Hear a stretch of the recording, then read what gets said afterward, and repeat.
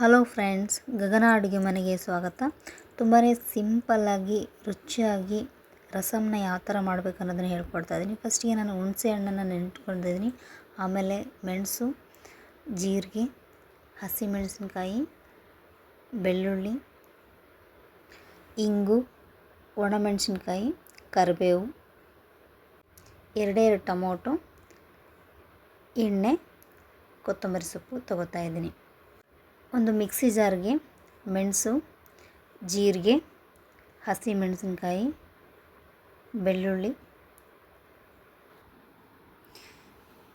ಜೀರಿಗೆ, ಅದಾದಮೇಲೆ ಎಲ್ಲ ನಾನು ಹೆಚ್ಚಿಟ್ಕೊಂಡಿರ್ತಕ್ಕಂಥ ಟೊಮೊಟೊನ ಅದರೊಳಗೆ ಹಾಕಿ ತುಂಬಾ ತರಿಯಾಗಿ, ತುಂಬ ನೈಸ್ ಮಾಡ್ಕೋಬಾರ್ದು. ಇದನ್ನು ತರಿಯಾಗಿ ಇದನ್ನು ರುಬ್ಕೋಬೇಕು.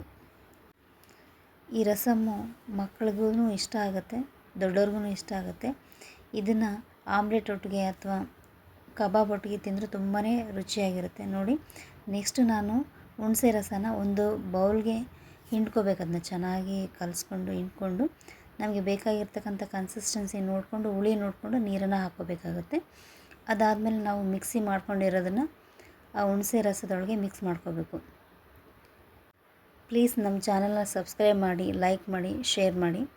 ಮತ್ತು ಅದಕ್ಕೆ ನಾವು ಒಂಚೂರು ಅರಿಶಿನ ಪುಡಿ ಹಾಕ್ಕೋಬೇಕು, ಇಂಗು, ಸ್ವಲ್ಪ ಉಪ್ಪು, ನಿಮ್ಮ ಕನ್ಸಿಸ್ಟೆನ್ಸಿ ನೋಡ್ಕೊಳ್ಳಿ, ಉಪ್ಪನ್ನು ನೋಡಿಕೊಂಡು ಹಾಕ್ಕೊಳ್ಳಿ.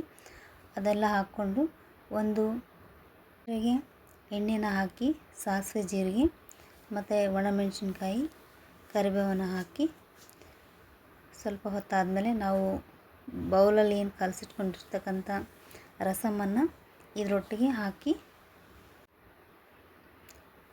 ಮಿಕ್ಸ್ ಮಾಡ್ಕೋಬೇಕು. ಅದಾದಮೇಲೆ ಚೆನ್ನಾಗಿ ಒಂದು 5ರಿಂದ 10 ನಿಮಿಷದವರೆಗೂ ಇದನ್ನು ಕುದಿಸ್ಕೋಬೇಕಾಗತ್ತೆ. ಭಾಳತ್ತೇನು ಕುದಿಸೋ ಅವಶ್ಯಕತೆ ಇರೋಲ್ಲ.